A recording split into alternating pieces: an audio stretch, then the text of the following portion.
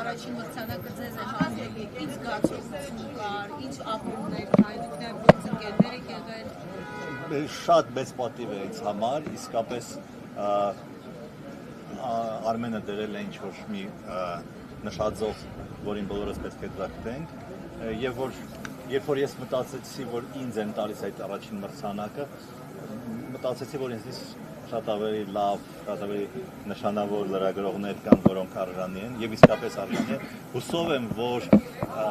կշարունակվի այդ նախաձեռնությունը եւ ելի կլինեն լրագրողներ, որոնք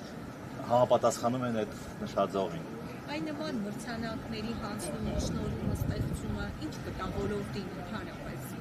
Դե բոլոր դեպքերում, քանի որ մենք լրագրողները սովոր ենք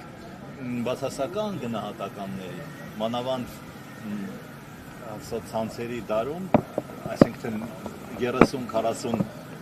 մեկնաբանություններից, ասենք